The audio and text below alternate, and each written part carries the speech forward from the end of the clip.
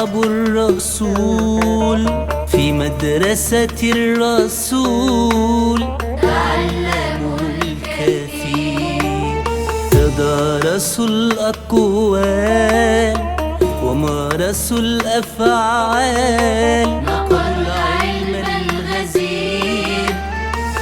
أصحاب الرسول كشجرة الزهور بحدائق الإيمان، بعطرها يفوح على مر العصور بالحب والسلام.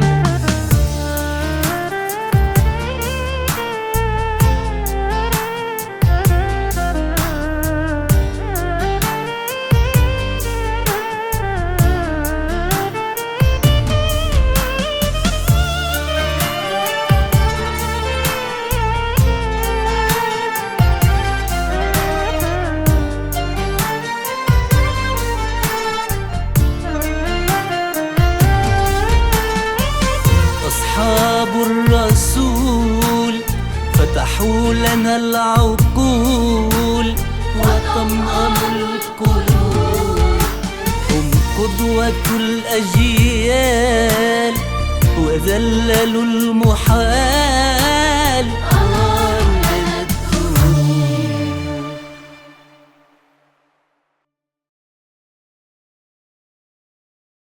كانت معركة بدر في السنة 2 للهجرة، وكان مصعب بن عمير من أبطالها، ومعه عمار بن ياسر وبلال بن رباح وزيد بن حارثة وغيرهم من المهاجرين والأنصار.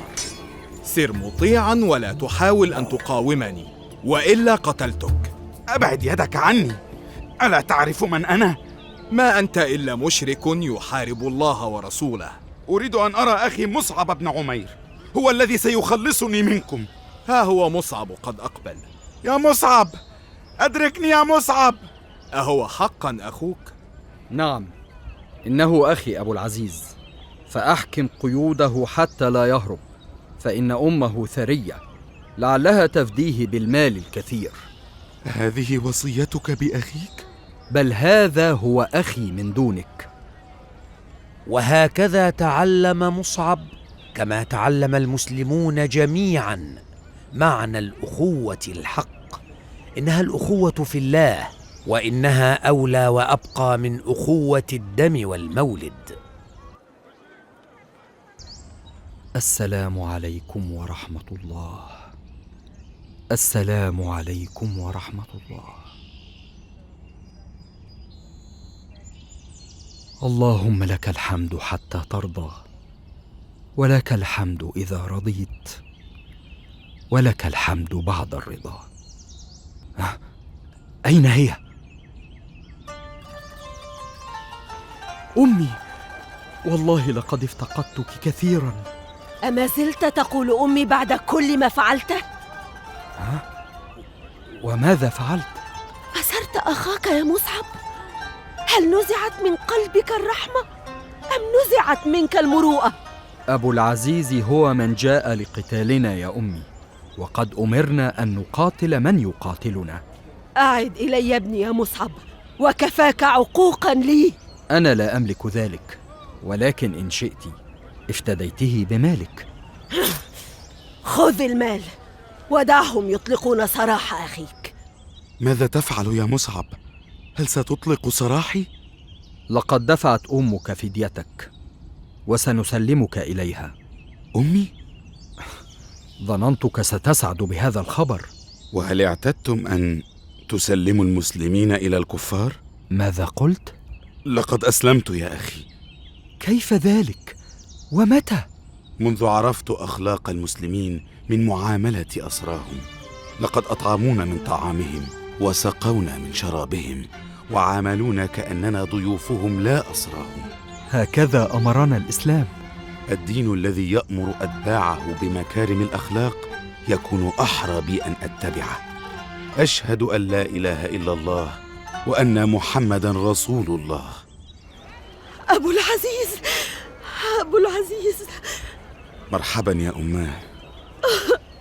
حبيبي، ولدي، أبو العزيز، حبيبي، هل أنت بخير يا حبيبي؟ والله ما كنت بخير مثل ما كنت في أيامي السابقة. كيف ذلك وقد كنت في الأسر؟ لأنني أسلمت والحمد لله. ماذا؟ أنت أيضا؟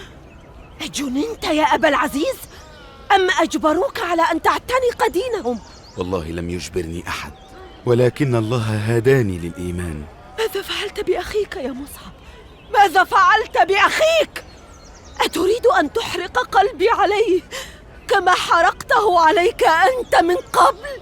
والله يا أمي ما فعلت شيئا سوى أن دعوت له بالهداية، وما زلت أدعو الله أن يشرح صدرك أنت أيضا للإسلام. وجاء الاستعداد لغزوة أحد. بشراك يا مصعب، لقد اختصك رسول الله بحمل الراية، فأنت عليها أمين الله ورسوله. الحمد لله الذي شرفني بحمل راية الإسلام في المعركة، ووالله لأنصرنها أو أهلك دونها. وتبدأ المعركة الرهيبة ويحتدم القتال، ويخالف الرماة أمر النبي، فتدور الدائرة عليهم بسبب معصيتهم رسول الله.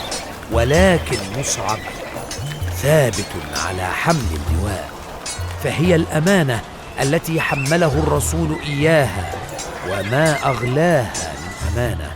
لكنه تلقى ضربة سيف قطعت يده اليمنى، فهتف مؤمنا صابرا: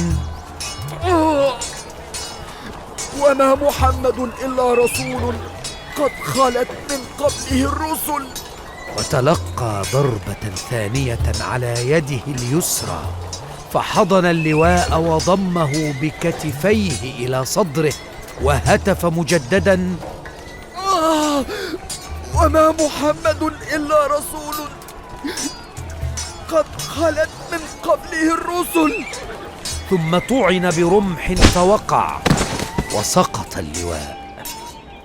قتل مصعب بن عمير المرفه المنعم ابن الأثرياء قبل الإسلام، فلم يوجد له شيء يكفن فيه غير قماشة قصيرة بالية كان يضعها على جسمه، فكانوا إذا وضعوها على رأسه تعرت رجلاه، وإذا وضعوها على رجليه برز رأسه. فقال لهم رسول الله صلى الله عليه وسلم: اجعلوها مما يلي رأسه، واجعلوا على رجليه من نبات الإذخر. إنا لله وإنا إليه راجعون.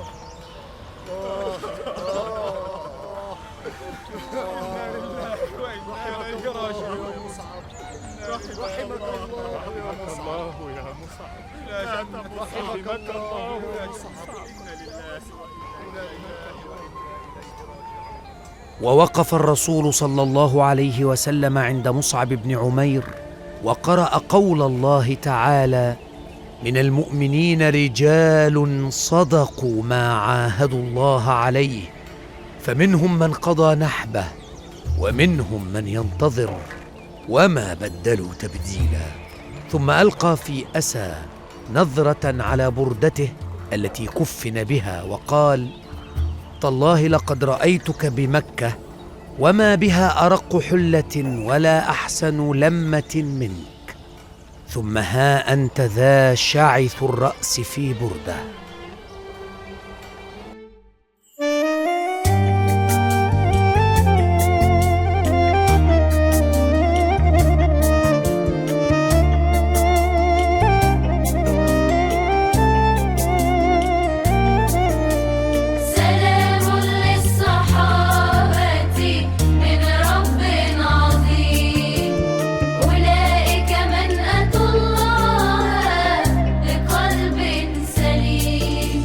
غدا نلقى الأحبة محمدا وصحبه، عقولهم مضيئة قلوبهم جريئة.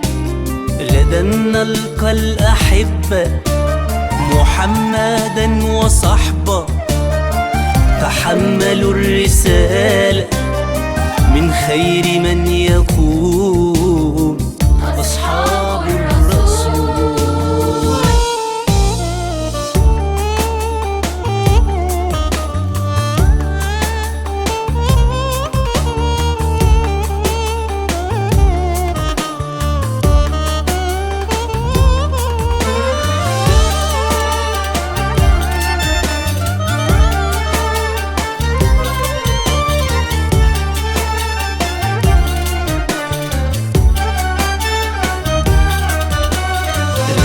نلقى الأحبة محمدا وصحبه، صحابة البشير نجومهم تنير.